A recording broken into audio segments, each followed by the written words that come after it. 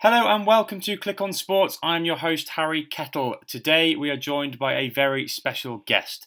This man is a former Intercontinental Champion, a former United States Champion, and is one of the most entertaining superstars to ever step foot in a WWE ring. It is none other than Anthony Corelli, but you may know him as Santino Marella. Anthony, how are you today? Oh, very, very good. Thank you so much. That's quite all right. And first things first, talk to us and the listeners a little bit about your Battle Arts Academy and when you first decided to open a training facility like this. Yeah, I guess I knew my neck was just a matter of time before it reached its end. So I started to kind of to have something that would be up and running so that when my career ended, I could, have something established, allow me to go and do the things I enjoy doing. So, it was a long, tedious process and big learning curve, but it's awesome. We do 3 Olympic sports. We do judo, boxing, and wrestling, and then we do the whole MMA side, then the pro wrestling side, and we do athletic conditioning as well. It's a big complex. We do a lot, and it was quite challenging, but at the end of the day, it's worth it. Is there one particular section out of everything you do that you personally are most invested in, or you spend the most time with? Well, I coach the professional wrestling with Mr. Ishikawa, who is the owner of the original Battle Arts in Japan, where I trained in 2004. And of course, I'm the judo instructor, so I coach the judo myself. Now, you kind of dabbled in mixed martial arts way back when, and do you think that if MMA was as popular then as it is now, do you think you would have pursued it as a career instead of professional wrestling?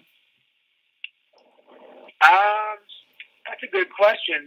Thank God I made it all the way through university without MMA being so popular, because if it was popular when I was in high school, I'm pretty sure I would have been fighting from a very young age. And judo is a fantastic, foundation for MMA. But it's a rough life, man. I got a lot of respect for those guys. They fight for peanuts because they love fighting and they're hoping for that big payday one day. But it's like, the tip of the iceberg is successful. The rest have a hard go at it. So I'm pretty happy the way it turned out with professional wrestling. So, aside from all of that, what other hobbies or interests do you have that some fans may not be aware of? Well, one thing I've always wanted to do, that I'm now doing, is hunting and fishing and camping and really, really enjoying the outdoors. I just came back right now from our deer stand because deer season's coming, and this is something I've always wanted to do. But of course, being on the road, for the last 10 years, I couldn't do it. So I really enjoy being outdoors. So when you're on the road, do you because you don't maybe get to explore it as much, are there places you will drive through or towns you'll compete in and you think, I really want to come back here someday and kind of see the sights once I'm done? Yeah, there's a lot of places I've kind of made a mental list of wanting to go back and just be a casual visitor or a tourist. Yeah, for sure. Now, when you were kind of first getting started in your career, some might know that you were known as Boris Alexiev down in developmental, and it was kind of more like an MMA gimmick. Is that something you would have liked to pursue further on the main roster, or are you ultimately happy with how things ended up with your career? Yeah, when I was training, I really liked guys like Dynamite Kid and Tiger Mask and Dean Malenko and Chris Benoit and Kurt Angle.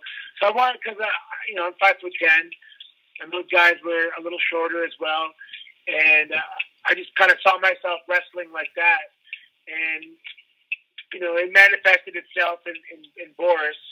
But the opportunity came up, of course, to become Santino, so I had no choice. I had to jump on board.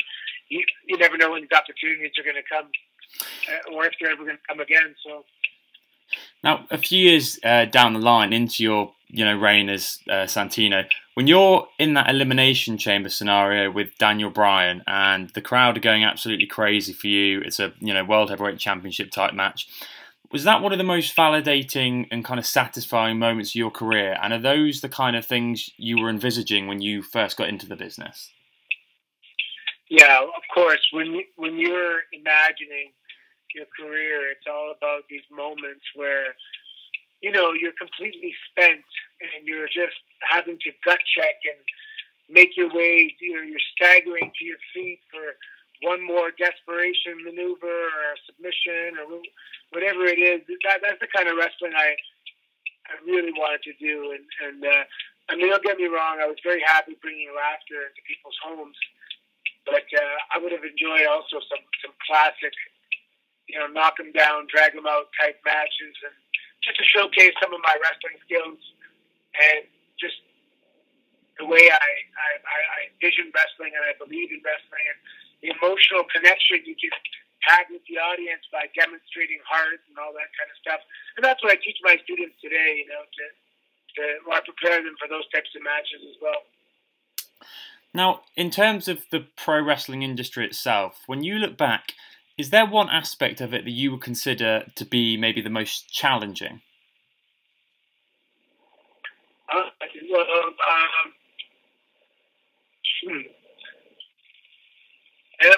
don't want to say it was easy, but I guess, I was a little concerned about I started wrestling quite late. I started training at 28 years old, and 29, I had my first match, and 30. So I was always a little concerned about my age and also my height and the combination of the two. 5'10" and pretty green at 31 years old. That was about it, though. I was really fortunate with outstanding coaches. So I had very different perspectives.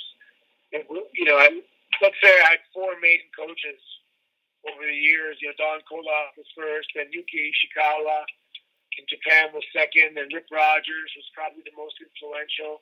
And then Al Snow. A lot of people don't realize he's a big influence on my wrestling as well. That's funny. We're actually going to be speaking to Al on Monday, so we might end up bringing that up. You mentioned, is it Don Koloff? I saw in the special that WWE did on you, the Where Are They Now? I saw that I think you've named part of the Battle Arts Academy after him. Is that right? That's right. Yeah, we have the Don Koloff Arena. Yeah. And Don Koloff was he's from Bulgaria, and he came. He was a world medalist in freestyle wrestling, and he came to Canada, and he thought he was getting into MMA because it was professional wrestling, but it was professional wrestling. And he wrestled for Calgary Stampede and WWF a little bit in the 80s, and I wrestled with his son in university on the university wrestling team, and he had a school, so that was kind of how I broke in. My first bit of knowledge was Don Koloff.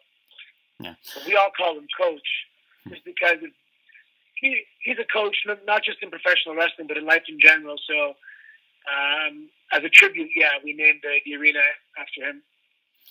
So going back to kind of the academy, when you get people coming through the door and you've got people wanting to do judo, people doing pro wrestling, how many of them would you say are doing it as kind of something as a hobby on the side, and how many of them are actually actively trying to pursue it as their full-time career? For the professional wrestling? Any of it, kind of like the wrestling, the MMA side. Yeah, I mean, the professional wrestling, and it's a conversation I have with most of my students when they first start. And I said, look, if you just love wrestling and you want to do this because you want to join the professional wrestling club and have a match down the road in front of your friends and family, that's absolutely fine. You're entitled to that. But if you want to do this and you're, telling me you want to do this for a living, then we have to be really honest with the way we're going to approach it. And we have to push each other and help each other, because it takes a tremendous amount of training. A lot of people don't realize how much training there is. Like, you have to train twice a day, every day, in some capacity, whether it's weightlifting, professional wrestling training, MMA training.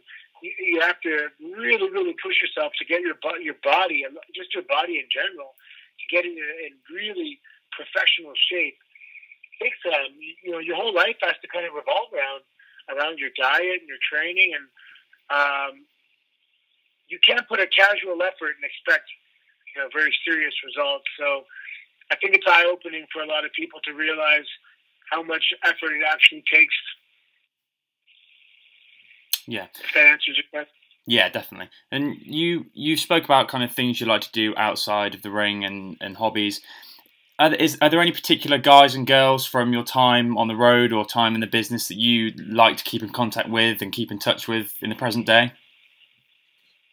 Yeah, I mean, these days with social media, you kind of get the impression that you're in touch more than you actually are anyway. Yeah. But I was just on the phone today for about an hour with Brodus Clay. We keep in touch, and Damian Sandow, we always keep in touch, and Vladimir Kozlov, we talk and just kind of update each other, and the friendships you make being on the road together, they last forever. And even if you're not in front of the person for a long period of time, you have that understanding that our paths will cross again, and when they do, we'll pick up right where it left off. Over the course of your career, you had a lot of partners, like people you were aligned with, like Vladimir Kozlov and Beth Phoenix, things like that. Did you prefer having someone by your side, or were you someone who wanted to do things your own way and be a single star? I mean, there's pros and cons to both of them. Being in a tag team, you're taking half the punishment, and that's a good thing. Relying on somebody else sometimes is not a good thing, and it was always good timing for me. So if you get bored of one, and the other is good, and then when you get bored of that, going back to singles is good, and it's always. I didn't really have a preference, to be honest, because it was always at an opportune time. So, was there anyone that you looked at on the roster at any point and thought to yourself, I would love to kind of have an extended feud or an extended series of matches with this person to test yourself? I did. I mean, I had some really fun matches with Jack Swagger and Primo and Epico and Heath Slater and R-Truth. Anyone that has a good sense of humor. Mm-hmm. Excuse me. Excuse me. That's okay.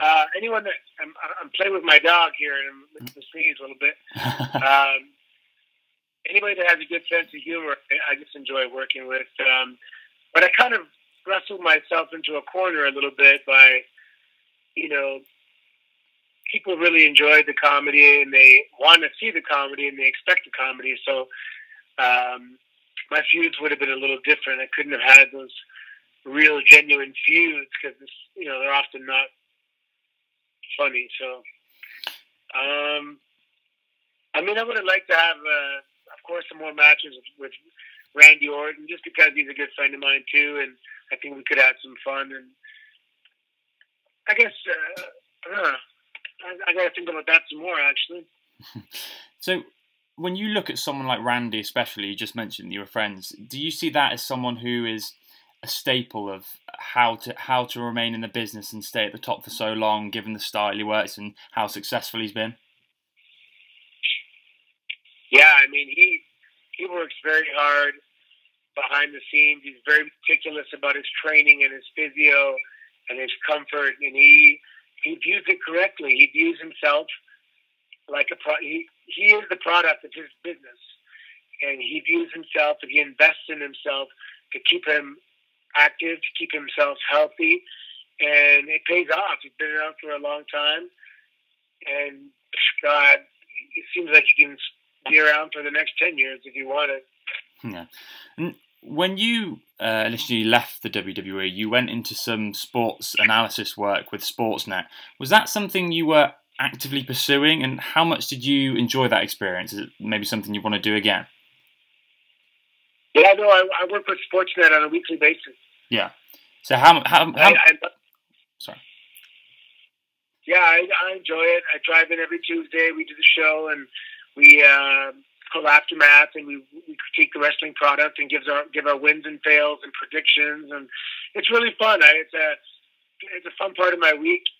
I wanted to do some more Canadian TV, and I got to get on it and kind of put myself out there a little bit. But I don't know. This summer, I just really wanted to have a good summer and enjoy myself. So, but now that the weather's starting to get cold, I guess it's a good time to hunker down and make some stuff happen in terms of Canadian television. So finally, to finish things off, what do you think the next 18 to 24 months have in store for Anthony Corelli? Ooh, that's a good question. Well, I think Battle Arts will continue to do well, and I do think my initial goal was to make Battle Arts Academy some kind of Canadian developmental system with the WWE or with whomever. I developed a really good relationship with Anthem Sports and the Fight Network and Scott D'Amore, so there's opportunities there as well.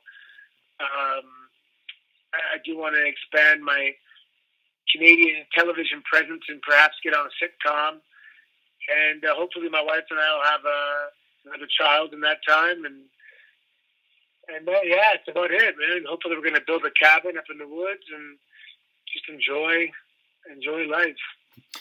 Well, Anthony, it sounds like things are going brilliantly well. We can't, we wish you the best of luck in the future. It's great to see you doing so well, and thank you so much for coming on today.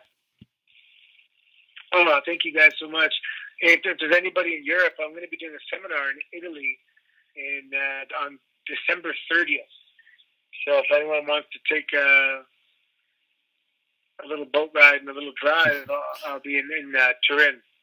Well, we'll definitely make sure to try and get there. Thanks again, man. Have a good rest of the day. You too. Thank you so much.